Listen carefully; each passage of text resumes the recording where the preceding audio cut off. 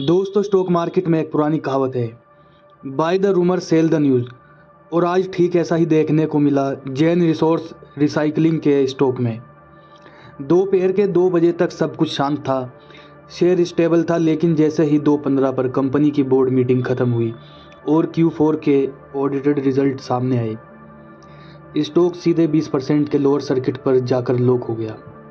अब सवाल ये आता है कि जब कंपनी का सालाना प्रॉफिट 65% बढ़ा है तो फिर शेयर इतना क्यों गिरा? क्या मार्केट की उम्मीदें ज़्यादा थी या मैनेजमेंट की तरफ से कोई बड़ी वार्निंग आई है? अगर आपके पास ये शेयर है तो आपको क्या करना चाहिए? सब कुछ आसान भाषा में समझते हैं, वीडियो को अंत तक जरूर देखें।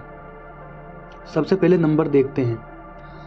रिजल्ट सॉलिड है। पूरे साल का नेट प्रॉफिट 65% बढ़कर 348 करोड़ हो गया है और रेवेन्यू भी 48% जंप हुआ है। लेकिन दोस्तों, असली खेल तब समझ आता है जब हम स्टॉक के प्राइस एक्शन को देखते हैं। ये स्टॉक पिछले 1 महीने में 35% और 3 महीने में लगभग 50% भाग चुका था। मार्केट ने ये अच्छे रिजल्ट पहले ही सोचकर शेयर को ऊपर पहुंचा दिया था। इसका पी रेशियो 92 के पास ट्रेड कर रहा था, यानी वैल्यूएशन बहुत ज़्यादा स्ट्रेच हो चुकी थी। जब वैल्यूएशन इतनी हाई हो तो मार्केट को सिर्फ अच्छे नहीं बल्कि बहुत अच्छे रिजल्ट चाहिए होते हैं। और जैसे ही मार्केट की उम्मीदें पूरी नहीं हुई, बड़े institutional investor heavy profit booking शुरू कर देते हैं। सिर्फ प्रॉफिट बुकिंग ही वजह नहीं थी, बैलेंस शीट के अंदर 3 ऐसी चीज़ें छुपी थी जिन्होंने बड़े इन्वेस्टर को डराया। पहला reason, working capital pressure. Company की इन्वेंट्री पिछले साल के 675 करोड़ से बढ़कर सीधे 1476 करोड़ हो गई है, यानी कंपनी का बहुत सारा पैसा माल स्टॉक करने में ब्लॉक हो गया है, जिससे आगे कैश फ्लो पर प्रेशर आ सकता है।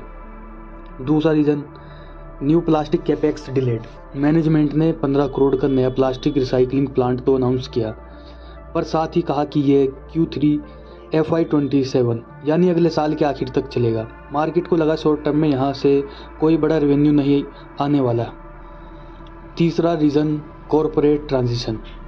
मीटिंग में कंपनी के सेक्रेटरी का रिजाइनेशन भी एक्सेप्ट किया गया, जिसे रिजल्ट वाले दिन मार्केट ने थोड़ा नेगेटिवली लिया। अब बात करते हैं टेक्निकल की। आज की हैवी वॉल्यूम सेलिंग के बाद स्टॉक ने अपना शॉर्ट टर्म मोमेंटम खो दिया है और सीधे अपने लोअर सर्किट लिमिट 452 के पास बंद हुआ है। अब क्रिटिकल लेवल क्या है? नीचे की तरफ अब सबसे बड़ा और मेजर सपोर्ट जोन 440 से 450 के आसपास निकल कर आता है। जब तक स्टॉक इस जोन को होल्ड कर रहा है तब तक लॉन्ग टर्म स्ट्रक्चर डैमेज नहीं होगा, क्योंकि ये अभी भी अपने 50 डे और 100 डे मूविंग एवरेज के ऊपर ट्रेड कर रहा है। तो कंक्लूजन ये है, कंपनी ख़राब नहीं हुई है, बिजनेस बढ़ रहा है, लेकिन स्टॉक प्राइस अपनी ग्रोथ से बहुत आगे भाग गया था। इसलिए ये एक सस्ते प्राइस पर आने का हेल्दी करेक्शन भी हो सकता है। नई बाइंग करने के लिए जल्दबाजी ना करें, पहले स्टॉक को इस सपोर्ट जोन पर स्टेबलाइज होने दें। आपको क्या लगता है, क्या स्टॉक कल बाउंस बैक करेगा या और गिरेगा? कमेंट सेक्शन में ज़रूर बताएं और ऐसी रिसर्च के लिए चैनल को सब्सक्राइब करना न भूलें।